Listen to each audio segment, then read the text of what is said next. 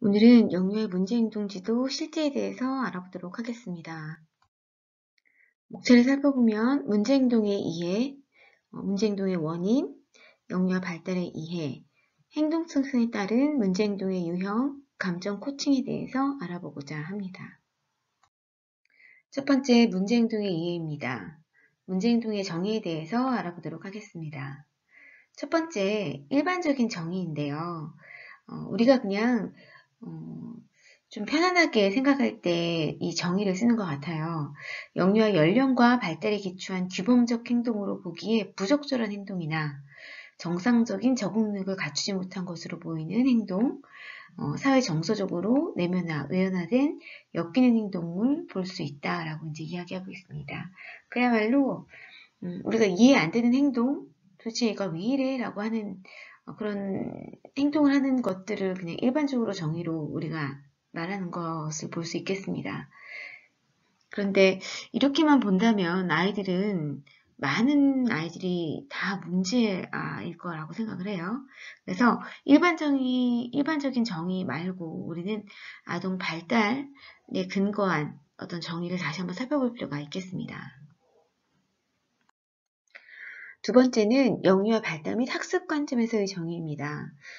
저희가 교육자이기 때문에, 특히 이제 영유아를 돌보는 보육교사이기 때문에 저희는 일반적인 정의보다는 두 번째 영유아 발달 및 학습 관점에서의 정의를 조금 더 깊게 생각해보고 다뤄야 할 것 같습니다. 우선 충동적 행동입니다. 충동성은 영유아가 실수로 행동하게 되는 원인입니다. 왜냐하면 이제 영유아는 어떤 충동성을 스스로 억제하거나 하기엔 굉장히 어려움이 많습니다. 그래서 이런 충동적 행동이 어쨌든 문제행동의 발단이라고 볼 수 있어요. 그래서 이제 이런 것들이 있을 수 있다라고 하는 거. 또 영아의 발달적 특성을 이해하고 영유아의 행동을 성인 중심에서 평가하는 관점이 아닌 영유아 중심에서 평가하는 관점이 필요해 보입니다. 우리가 쟤는 저럴 거야, 쟤는 이럴 거야 이렇게 생각하는 것이 아니라 아이가 하는 행동이 왜 저럴까? 아이의 관점에서 필요한 거죠. 즉 외연화된 문제, 우리가 성인이 쟤는 저럴 거야, 저럴 거야 이렇게 판단하는 건 외연적인 문제로 이제 나타나는 것입니다. 공격성, 과잉행동, 도벽, 거짓말 이런 것들이 바깥으로 나타나는 문제죠. 그런데 왜 아이들이 이렇게 외연적인 문제가 나타날까는 내재적인 문제가 있기 때문입니다.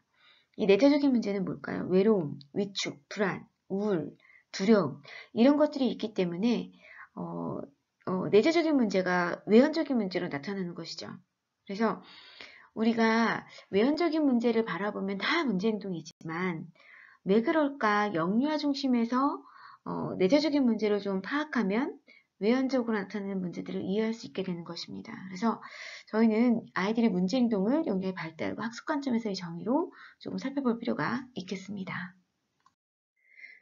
저는 이 문구를 굉장히 좋아해요. 왜냐하면 이것이 이제 문제행동을 바라보는 관점을 조금 다르게 볼 수 있는 시각을 저에게 주기 때문이죠.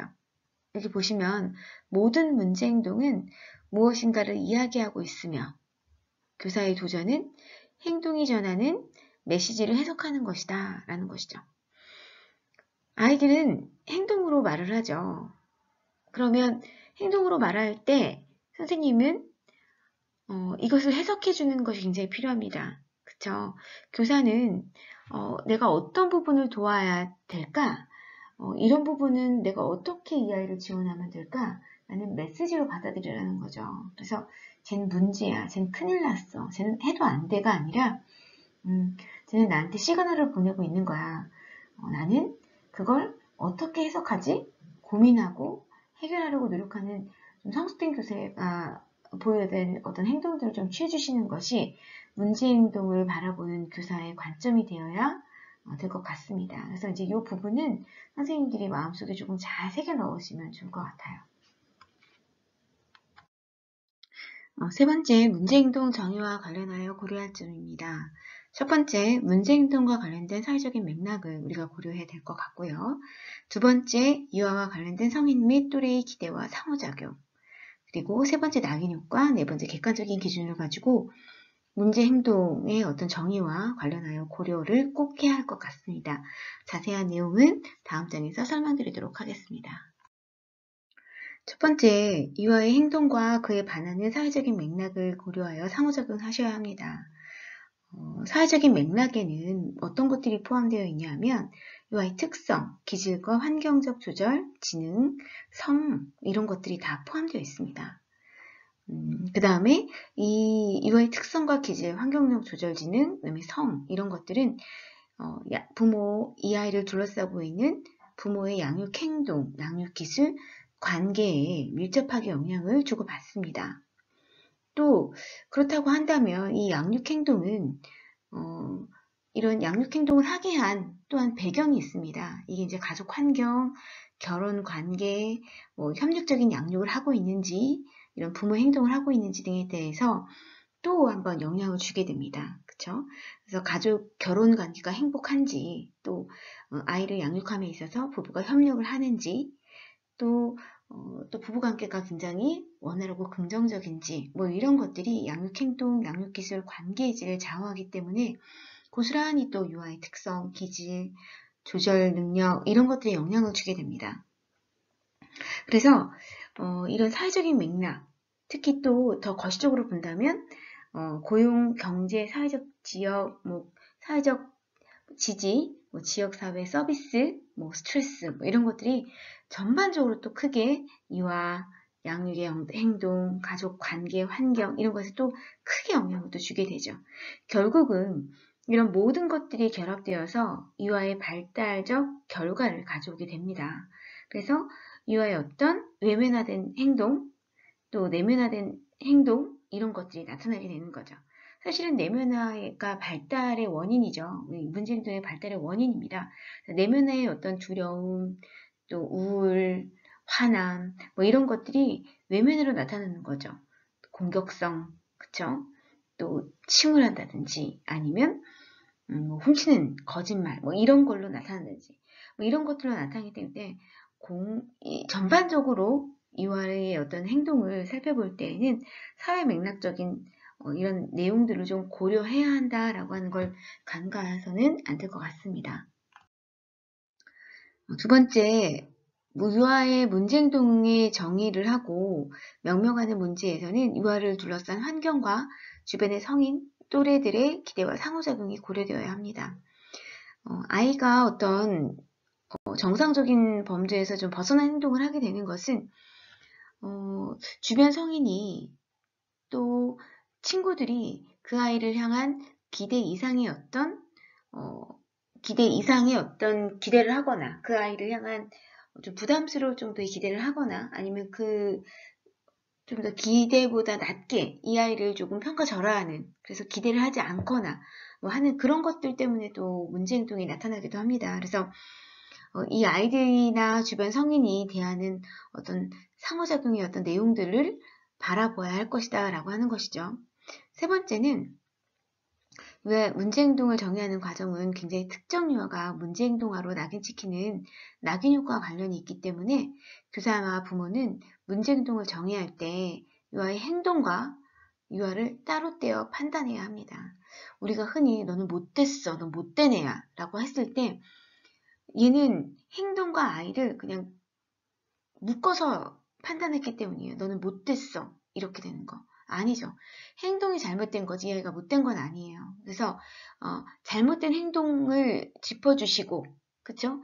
아이는 존중받아야 하는 것이죠. 그래서 아이 자체와 문제행동을 하나로 보는 것이 아니라 행동과 유아를 따로 떼어 판단하는 것이 굉장히 중요할 것 같습니다. 네 번째는 문제행동을 판단할 때에는 나름 객관적인 기준에 따라서 판단하는 것이 중요합니다. 자칫 주관적인 생각에 의해서 쟤는 문제야 라고 생각하게 되면 한두 끝도 없이 모든 아이들이 문제아로 우리가 이제 치부하게 되는 것이죠. 그래서 나름대로의 어떤 기준 말고 객관적인 기준으로 이 아이를 판단하는 눈을 갖는 것이 필요하다고 보겠습니다. 우리 영유아들에게 문제행동은 왜 일어나는 것일까요? 문제행동의 원인을 한번 살펴보니까 한 10가지 정도로 이제 한번 찾아볼 수 있다고 얘기를 해요. 그래서 첫 번째를 살펴보면 아이들이 어떤 규칙이 있는지 그리고 그것을 어떻게 따라야 하는지 잘 모를 때 문제행동이 일어난다고 합니다. 우리가 규칙을 성인이 이야기했다고는 하지만 어떻게 따라야 할지 잘 모르는 거예요. 이럴 때 이제 문제행동이 나타나고요. 두 번째는 자신의 행동이 부적절하다는 것은 알고 있어요. 하지만 그 대신에 어떻게 행동할지를 모르는 거예요. 하지마 라고 얘기했는데 그 다음에 선생님이 또 부모가 안 알려줘요. 어떻게 행동해야 하는지. 자, 이럴 때 아이들은 잘못된 행동을 계속 반복할 수밖에 없습니다. 세 번째, 유아가 규칙을 실제로 따르기가 너무 어려울 수 있어요. 규칙이 너무 어렵거나 이해가 안 가거나 할 때는 따를 수가 없을 경우 문제행동이 나타나게 됩니다. 또 네 번째, 충동적인 행동을 통제하기 어려울 때 아이의 문제행동이 나타나게 되죠. 다섯 번째는 어떻게 해야 성인의 인정을 받는지에 대해서 잘못 알고 있을 때예요. 아이가 울었을 때 선생님이 관심을 보인다? 이 아이는 계속 우는 거지. 그러니까 잘못된 방법을 선생님이 인정하는, 그러니까 선생님이 인정을 받기 위해서 잘못된 행동을 했을 때, 선생님이 나한테 관심을 갖게 돼. 아이가 잘못된 것으로 인정하고 성인의 인정을 받아들이는 것이죠. 그래서 이런 부분도 우리가 살펴봐야 할 것입니다.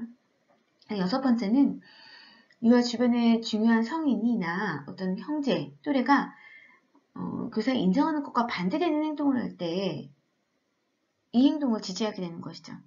그러니까 이제 주변에서 좋아하는 또래 형제 아니면 성인이 내가 교사가 인정하는 것과 반대되는 행동을 했을 때 굉장히 쾌감을 느껴요. 그래서 그것들을 지지하면서 문제 행동이 일어나는 경우도 있습니다.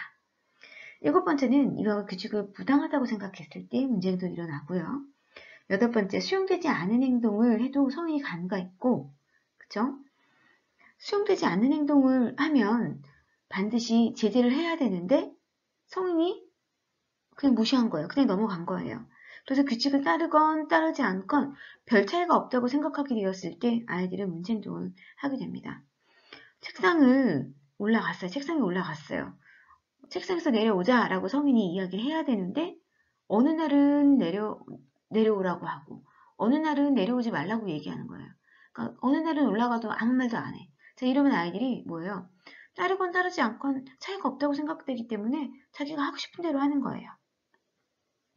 그러니까 꾸준히 선생님이 수용되지 않는 행동은 꾸준히 계속 안 된다고 이야기해 주는 것이 필요할 것 같습니다. 아홉 번째는 사회적 상황이 실제적인 한계와 부모나 교사가 이 경계를 계속 유지할 것인지 시험해보고 싶다는 생각 때문에 아이들이 또 이런 문제를 보이기도 합니다. 그러니까 이게 뭐냐면 안 된다고 실제적으로는 안 돼 라고 이야기했는데 부모나 교사가 어느 때는 되고 어느 때는 안 되고가 막 혼란을 주는 거예요. 통일되지 않았어요. 자, 이러면 부모는 되고 교사는 안 되고 자, 그러면 어떻게 해요? 이 아이는 실험해 보는 거예요. 이렇게 해서 실험해 봤더니 여기는 되네? 여기는 안 되네? 그럼 이제 이 아이는 혼란이 막 생기는 거예요. 집에서는 되는데 어린이집에서는 안 되네? 근데 교사가 어린이집에서 한 번은 허락하고 한 번은 허락하지 않고 이러면 아이는 그냥 계속 한계를 시험하다가 자기 하고 싶은 대로 하는 거죠. 근데 아이는 그걸 명확하게 알아요. 집에서는 하지만 교사가 계속 안 된다고 했을 때는 같은 행동이더라도 교실에서는 하지 않게 되는 거죠. 이렇게 아이들이 계속 실험을 해본다는 거예요. 그러니까 이제 이 교사는 이런 실험을 할 때, 이 아이가 내 머리 꼭대기에서 지금 날 갖고 노나? 이런 생각을 할 수도 있는데 그렇지 않다는 거예요. 이 아이가 이래도 되나? 저래도 되나? 실험하고 있는 거예요. 그래서 선생님께서는 우리가 실험을 하고 있구나. 나는 한결같이 약속에 대해서 이야기해줘야겠네. 라고 선생님이 다시 한번 마음을 되잡는 것이 필요할 것 같습니다. 열 번째, 성인의 부적절한 기대. 이거 굉장히 중요하죠. 그러니까 이 아이를 너무 과대평가하거나 과소평가하는 거 안 된다는 거죠. 또 유아의 성인의 기대에 대한 잘못된 이해. 선생님이 기대에 또 잘못된 이해를 할 수 있는 거예요. 자기 통제력의 부족, 지루함, 힘들고 피곤함, 인정에 대한 욕구, 어떻게든지 인정을 받고 싶은 거, 낙담, 좌절, 이런 것들로 인해서 문제행동이 나타나기도 합니다. 그래서 문제행동이 여러 가지 원인으로 나타나기 때문에 도대체 우리 아이의 행동이 어디 때문에 나타나게 된 건지를 다시 한번 살펴보는 것이 필요할 것 같습니다. 만일세예요. 영희가 오전 내내 떼를 쓰고 오는데 안아줘도 울고 달래줘도 울고 야단쳐봐도 울고 계속 울었어요. 저도 힘들고 지치고 교실 전체가 혼란스러워서 어찌했을지 모르겠어요. 이런 날은 정말 끔찍해요. 라고 교사가 힘들어하는 내용을 이야기했어요. 그러면 선생님도 굉장히 힘들어하는데 아이는 어떨까요? 아이가 내내 떼쓰고 울었는데 아이 마음은 어떨지 한번 살펴보도록 할게요. 영화의 속마음이에요. 나는 오늘 말을 할 수 없기 때문에 울음으로 말하고 표정으로 말하고 행동으로 말했어요. 난 지금 여기가 마음에 들지 않아요. 그쵸? 아이의 마음이에요. 내 마음이 왜 싫은지 나도 몰라요. 선생님도 싫고 저 아이들도 다 싫어요. 엄마가 그냥 빨리 왔으면 좋겠어요. 엄마가 오면 집에 안 가고 여기서 재미있게 놀 수 있을 것 같아요. 아이 마음은 이런 마음이라는 거죠. 자, 그러면 선생님은 어떻게 마음을 고치면 좋을까요? 그렇죠? 굉장히 힘들고 선생님 이런 날 너무 힘들 거예요. 근데 아이의 마음을 조금 헤아릴 수 있다면 선생님 마음이 조금 덜 힘들 수 있다는 거죠. 자, 그러면 선생님의 마음은 어떻게 바꿀 수 있을까요? 영희는 아직 엄마와 떨어지는 게 힘들어. 영희에게 엄마 사진을 좀 보여주고 엄마 동영상으로 목소리를 좀 들려줘 봐야겠어. 내일은 엄마가 영희와 함께 머물다 가시도록 더 대화를 나눠봐야겠어. 영희에게 엄마가 하원 시간에 영희 데리러 올 거라는 걸 정말 잘 알려줘야겠어. 이렇게 선생님 마음을 조금 바꾸시면 아이도 선생님을 조금 더 가까이 할 수 있고요. 선생님도 아이의 어떤 이해를 도와서 아이의 적응을 조금 더 쉽게 할 수 있을 거라고 저는 생각을 합니다. 그래서 아이의 속마음을 좀 이해해 주시고 아이가 바꿀 수 없기 때문에 누가 바꿔야 해요? 교사가 바꿔야 한다는 거 우리 잊지 않아야 될 것 같습니다. 만 2세 반 교사네요. 희준이가 던진 공에 규희가 맞고 울어서 규희에게 사과하라고 했는데 저에게만 잘못했다고 말하고 막상 규희한테는 사과하지 않으려고 해요. 친구에게 사과해야 한다고 30분이나 설득했는데 절대 안 하고 고집을 부려요. 도대체 얘가 왜 이래? 이런 생각을 선생님이 하셨어요. 자, 그러면 희준이는 어떤 생각을 하고 있을까요? 그러니까 희준이가 규희한테 사과해야 되는데 절대로 규희한테 사과를 안 하는 거죠. 그쵸? 근데 선생님은 희준이가 고집을 부린다고 생각하는 거예요. 정말 희준이가 그런 생각을 하는 건지 희준이 마음은 어떨지를 좀 생각해 볼까 봐요. 우리 희준이의 마음은 어떨까요? 뭐가 잘못인 건지 잘 모르겠어요. 난 잘못하는 사람이 아니에요. 그런데 내가 잘못했다고 말하는 게 이상해요. 선생님한테는 말했잖아요. 내가 잘못했다고. 선생님은 왜 내가 하기 싫은 말을 하라고 30분이나 나를 혼낼까요? 선생님은 너무 무섭고 나 너무 힘들어요. 울고 싶고 자고 싶어요. 희준이의 생각인 거예요. 그러니까 왜 자기가 잘못한 걸 이해를 잘 못하는 거예요. 그러니까 선생님께서는 우리 희준이에게 조금 더 자세하게 무엇을 잘못했는지, 뭐가 아이를 이 규희를 힘들게 했는지에 대한 내용이 조금 빠져 있는 것 같아요. 그래서 우리 아이가 뭘 잘못했는지를 모르기 때문에 사과할 이유도 없는 거죠. 자, 그러면 선생님은 이렇게 30분 동안 아이에게 말할 이유는 없을 것 같아요. 그죠? 아이가 너무 힘들어하니까. 그럼 선생님은 어떻게 생각을 좀 바꾸시면 좋을까요? 자, 희준이는 내 지시에 불복하는 게 아니라 아직 어려서 자기 잘못이 뭔지 모르는 것 같아. 좀 기다려줘야겠네. 그죠? 희준이는 2세니까 장시간 훈육하면 알아듣지도 못하고 서로 힘들 뿐이야. 기억해두고 앞으로 지켜보면서 천천히 이야기 나눠야겠어. 라고 선생님이 마음을 바꾸시면 되겠습니다. 그쵸? 30분 동안 이야기하면 아이는 지쳐서 너무 힘들 것 같아요. 그죠? 그러니까 이런 기회를 또다시 한번 봐서 왜 규희가 지나가다가 맞았는데 어쨌든 왜 사과 조심하라고 해야지. 물론 아팠으니까 조심하자라고 해야지. 이제 이것들을 너가 잘못했으니까 맞았으니까 사과하라고 하는 것은 아이 입장에서 굉장히 억울할 수 있을 것 같아요. 그래서 이런 상황이 있었을 때 조금 더 상황을 자세하게 설명하시고 아이가 이해할 때쯤 조금 이런 기회들을 자주자주 보면서 이야기 나누는 기회를 좀 마련해 주시는 것이 더 바람직하지 않을까라는 생각을 좀 합니다. 만 4세 반 아이예요. 이 행동 때문에 이제 선생님이 좀 고민을 하셨네요. 진경이는 우리 반 여왕이에요. 늘 여자친구들이 몰려와 함께 놀죠. 진경이가 오늘은 소영아 놀지 말라고 하면 모두 소영이와 놀지 않으려고 해요. 소영이는 하루 종일 프리주가 있어요. 애들이 못됐어요. 자, 이거 뭐예요? 행동과 아이를 하나로 보고 있어요. 그죠? 애들이 못됐다기보다는 애들 행동이 뭔가가 잘못된 거예요. 그죠? 그러면, 어떡하죠? 진경이가 굉장히 이제 아이들을 지시하네요. 그죠? 그리고 본인이 하고 싶은 말대로 자기가 하고 싶은 대로 막 다 하고 있어요.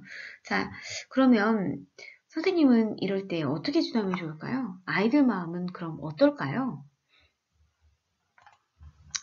이 아이들의 속마음이에요. 우선 진경이 마음을 한번 볼게요.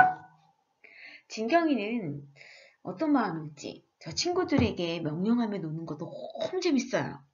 그렇다고 소영이를 싫어하는 건 아니에요. 내일은 또 다른 친구들과 놀지 말라고 할 건데요.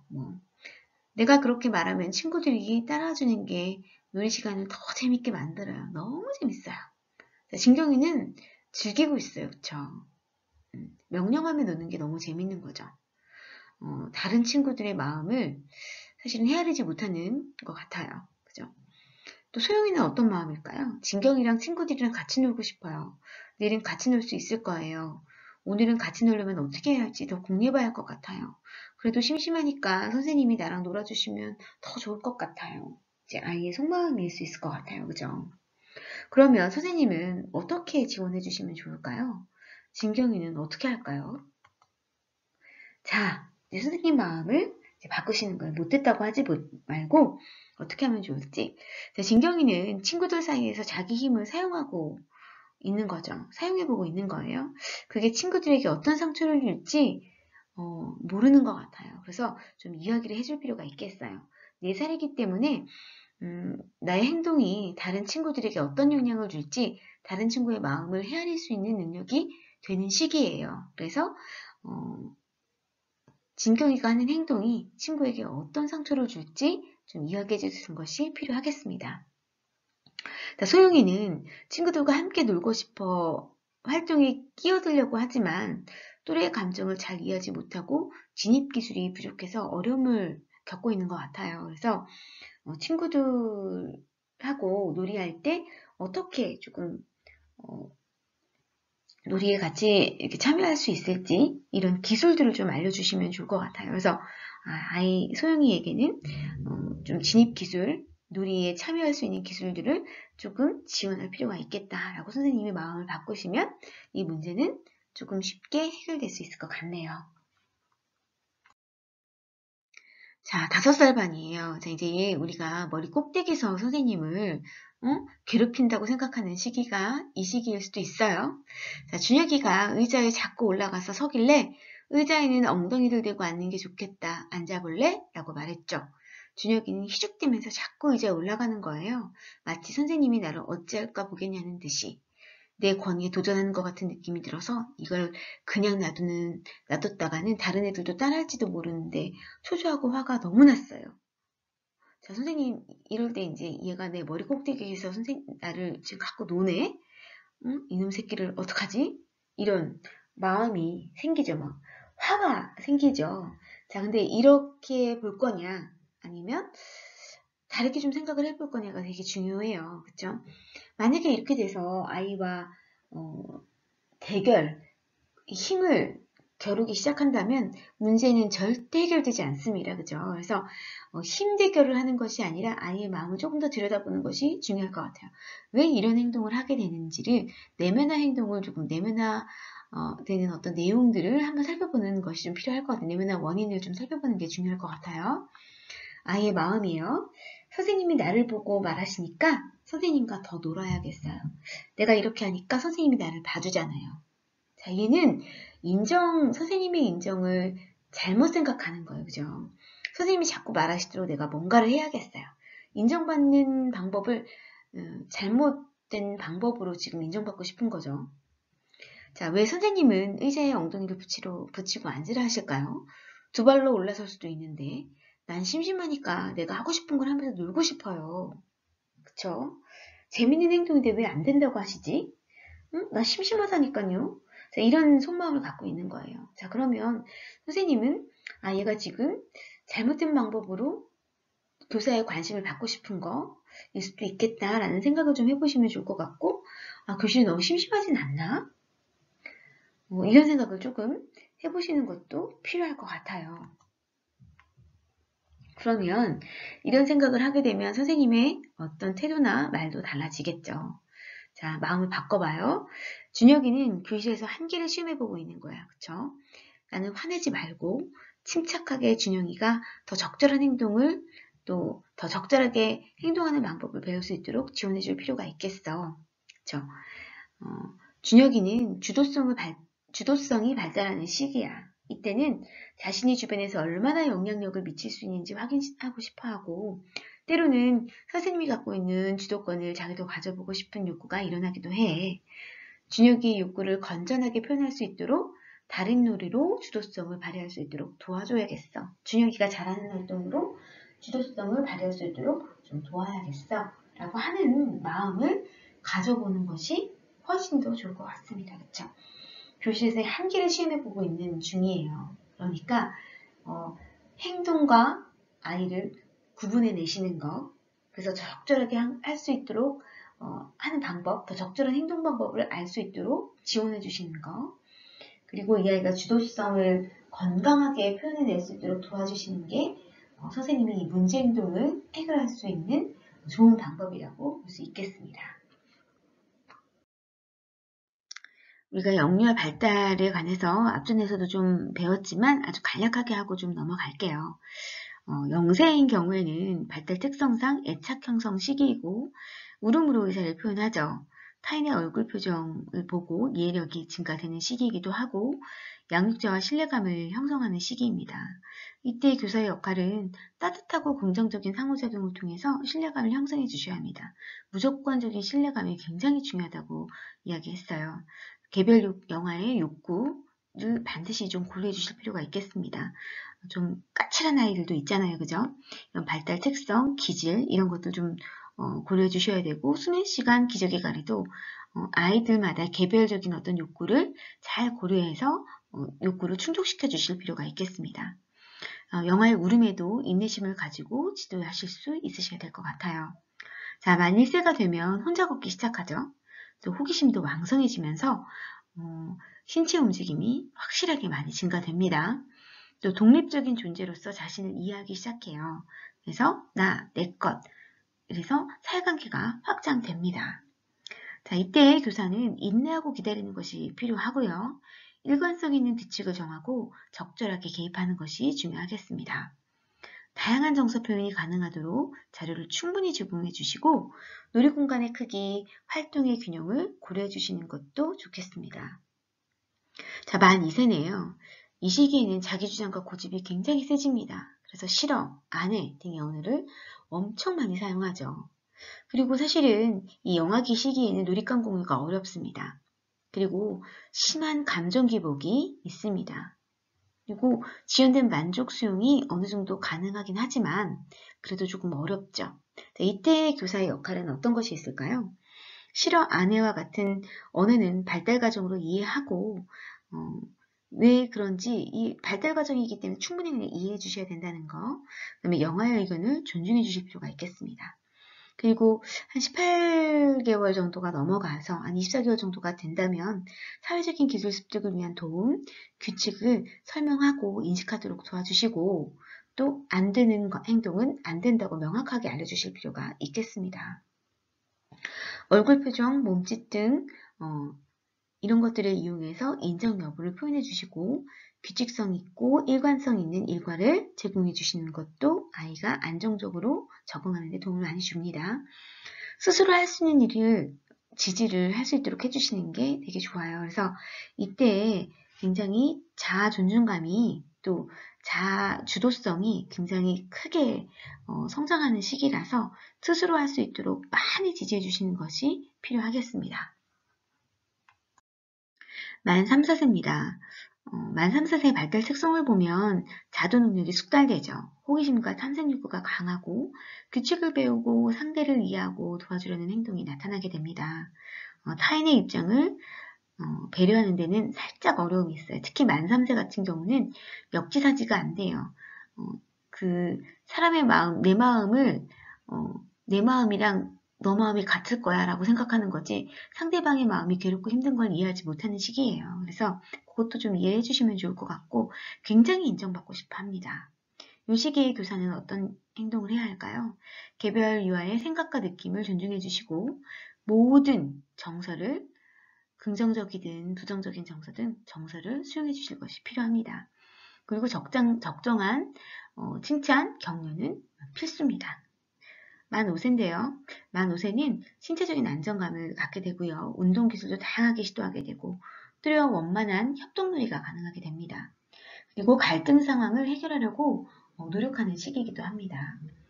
그래서 이때에는 사회적 규칙, 인성의 어떤 지도가 굉장히 필요한 시기이기도 하고요. 갈등 상황에서 효과적인 방법을 스스로 모색해 볼 수 있도록 시간을 주시고 해결 방법을 같이 고민해 보시는 것도 좋습니다. 언어적 자극과 지지가 굉장히 많이 필요한 시기라고 볼 수 있겠습니다. 격려하는 말입니다. 우리가 이 격려하는 말은 생활 가운데서 늘상 아주 많이 사용해야 되는 말일 것 같아요. 왜냐하면 이런 말들이 아이의 자존감을 높이고요. 그 다음에 또 뭐라고 할까요? 존중받는다는 느낌을 갖게 해주거든요. 그래서 이제 이런 말들은 굉장히 많이 해주시는 것이 필요합니다. 그래야 교사가 제안했을 때, 하지 말라는 행동을 했을 때 교사를 신뢰하고 하지 않아요. 그래서 이 격려하는 말을 많이 하고 신뢰를 많이 쌓으시면 굉장히 좋을 것 같습니다. 그래서 격려하는 말을 크게 세분화해서 4가지 정도로 나눠봤어요. 첫 번째는 있는 그대로 수용하는 말, 그 다음에 두 번째 신뢰를 나타내는 말, 세 번째 공헌 장점 가치를 인정하는 말, 네 번째 노력과 개선을 인정하는 말, 이 모든 것이 격려예요. 그래서 이런 말들을 골고루 섞어가면서 아이들에게 아주 많이 해주시는 거 잊지 않으시면 좋을 것 같습니다. 그 예를 한 번씩 들어볼게요. 첫 번째 보니까 열심히 노력하더니 이제 이름을 쓸 수 있게 되었네. 자, 이거는 뭘까요? 노력한 거죠. 그래서 개선된 거예요. 그래서 노력과 개선을 인정하는 말, 네 번째에 해당하는 격려를 하셨네요. 나는 너를 아니까 내가 잘할 거라고 믿어. 라고 하는 말, 이게 뭘까요? 신뢰를 나타내는 말이야. 그죠? 그래서 때로는 아이를 믿어줘야 해요. 그쵸? 아이가 잘할 거라고 믿는 그 믿음이 있어야 아이는 정말로 잘할 수 있어요. 자, 그 다음에 세 번째 보니까 내가 그것을 즐거워하니까 기뻐. 네가 그냥 좋아하니까 나도 좋다. 라고 하는 거예요. 이건 뭘까요? 있는 그대로를 수용하는 말이에요. 그쵸? 이것도 굉장히 중요한 것 같아요. 있는 그대로를 그냥 수용하는 거. 네 번째 보니까 너는 그것을 잘 해결할 거야. 얘도 뭐예요? 넌 할 수 있어. 신뢰를 나타내는 말이죠. 다섯 번째로 고마워. 정말로 나는 민수에게 고맙게 느껴. 그것이 내일을 더 쉽게 만들어줬거든. 이게 뭐예요? 굉장히 이제 공헌한 거죠.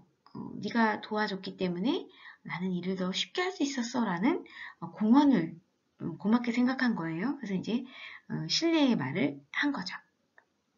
여섯 번째는 너는 내가 목표에 도달했을지 모를 거야. 하지만 봐봐. 처음보다 얼마나 달라졌는지. 이거 뭐예요?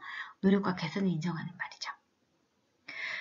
일곱 번째는 좀 힘들겠지만 내가 해결할 수 있을 거라고 나는 확신해. 이거 뭐예요? 신뢰를 나타내는 말이에요.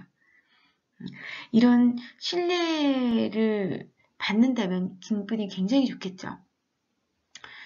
원장님이 교사에게 얘기해요. 선생님, 난 선생님을 정말 신뢰해요. 선생님이 이걸 할 수 있을 거라고 난 생각해요. 라고 했을 때 어때요? 이 원장님이 나를 인정하는 것 같은 굉장히 좀 힘이 생기지 않으세요? 네, 이런 거예요. 아이들도 마찬가지예요. 그래야 그런 힘으로 더 열심히 뭔가를 해나갈 수 있는 거죠. 자, 내가 피아노를 배우는 것을 즐기니까 기뻐 라고 하는 거, 있는 그대로를 수용하는 말. 너 뭘 잘하는구나. 노래를 잘하는구나. 이거 뭐예요? 가치, 그쵸, 장점, 뭐 이런 것들 할 수 있는 거예요. 너 앵금지를 잘하는구나. 높이 깡총뛰기를 굉장히 높게 잘하네. 굉장히 높게 뛰었다. 이거 뭐예요? 장점, 가치를 인정하는 말이에요. 자, 너는 그 일에 대해 오랫동안 생각한 것 같구나. 노력과 개선을 인정하는 말. 친구와 함께 그림을 그리고 있네.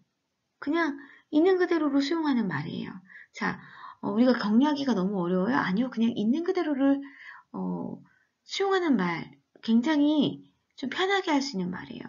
친구가 간식을 열심히 먹고 있어요. 혼자서 잘 먹고 있어요. 그러면 간식을 잘 먹고 있네. 이건 뭐예요? 있는 그대로를 수용하는 말이에요.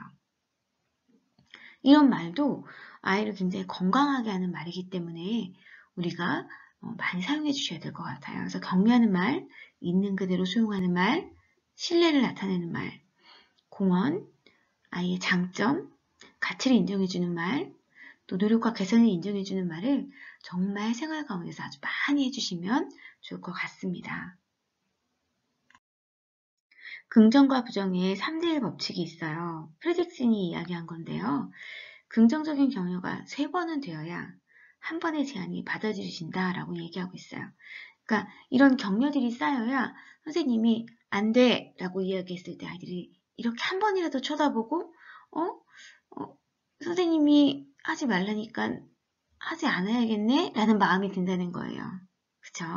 그래서 아이가 일상에서 잘하고 있는 행동, 재밌게 혼자 놀이하거나 또는 친구들을 꼬집지 않고 각자의 놀이에 집중하고 있다거나 서로 마주보고 웃거나 잘 먹거나 장난감을 주는 모습, 책을 읽는 모습, 이건 뭐예요? 있는 그대로의 모습이에요. 그쵸? 있는 그대로를 받아들여주는 격려의 하나예요. 그래서 이럴 때일더라도 놓치지 말고 격려해 주시라는 거예요. 그쵸? 있는 그대로를 받아들여주는 것. 여기에 신뢰를 하고 아이의 가치, 장점, 공헌을 격려해 주시고 노력을 격려해 주시고 한다면 아이는 너무 좋을 것 같아요. 이렇게 격려가 많이 받아들인 다음에 선생님이 안 돼! 라고 이야기했을 때 제안을 아이들이 거절할 수 없는 거죠. 자, 이 긍정과 부정의 3대1 법칙 마음속에 새기시고 머릿속에 집어넣으셔서 최대한 이것들을 활용하시는 선생님이 되어주셨으면 좋겠어요. 네 번째, 행동 특성에 따른 문제행동의 유형입니다. 우선 사회성과 정서, 언어, 기본생활 습관 크게 이제 4가지로 나눠봤는데요. 더 자작소글하게 나눌 수도 있어요. 그렇지만 이제 대표적으로 이렇게 좀 나눠보았는데 사회성 관련된 내용으로 문제행동을 조금 따져보니 뭐 따돌리는 행동이라든지 자폐적인 행동이라든지 공격성, 거짓말, 욕설, 훔치는 행동 뭐 이런 것들을 조금 문제 행동으로 조금 찾아볼 수 있었고요. 정서 관련으로는 분리불안 문제가 좀 있어요. 그 다음에 주의 조절력과 행동 조절의 문제, 그 다음에 성적인 문제가 이 정서 관련으로 조금 나타날 수 있을 것 같아요. 자, 그 다음에 언어 및 인지 관련으로 이제 문제가 있는데요. 언어 장애 내지는 신체적 기질 요인으로 인해서 어휘력, 발음, 의사소통에 어려움이 있는 거예요. 아니 선천적인 것도 있고, 아니 후천적인 것도 있고, 이제 여러 가지로 이제 이렇게 발음이라든지 말을 못한다거나 뭐 이런 어려움들을 겪는 아이들이 있고, 내지는 이해를 못하는 경우도 있어요. 그쵸? 이런 발달적인 어려움 때문에도 또 학습장애, 지능은 정상적이지만 심각한 문제로 인해서 학습이 어려운 경우도 있죠. 또 기본생활 습관 같은 경우에는 식사 습관, 그쵸? 안 먹거나 편식하거나 아니 너무 많이 먹거나 뭐 여러 가지 이 식사 습관과 관련돼서 문제 행동들이 일어나요. 배변 습관도 마찬가지죠. 배변을 보유하려는 그래서 변비가 있거나 아니면 그냥 너무 쉽게 배변 훈련이 안 돼서 너무 문제가 되거나 아니면 커서도 이 배변 관련해가지고 조절이 안 돼서 분뇨증이라든지 뭐 이런 것들로 조금 문제를 겪는 경우도 있고요. 또 청결 습관 씻지 않는다거나 이런 여러 가지 기본 생활과 관련된 문제 행동을 보이기도 합니다. 이런 자세한 내용들은 이제 저희가 하나하나 사례를 가지고 살펴볼 거예요. 그래서 이제 이런 행동을 조금 다뤄보기 전에 우리가 다음 시간에는 감정 코칭에 대해서 좀 접근해 보려고 합니다. 그래서 이런 문제 행동을 조금 해결하기 위한 가장 좋은 방법이 또 감정 코칭이라는 방법인 것 같아요. 그래서 이제 그 감정 코칭의 방법에 대해서 우리 선생님들과 함께 이야기 나누고, 그 다음에 문제 행동에 대해서 해결해 나가는 방법들을 하나하나 솔루션을 가지고 좀 살펴볼 건데요. 그렇게 좀 준비를 하고 우리가 학습에 임하면 좋을 것 같습니다. 오늘 긴 시간 동안 고생 많으셨습니다. 감사합니다.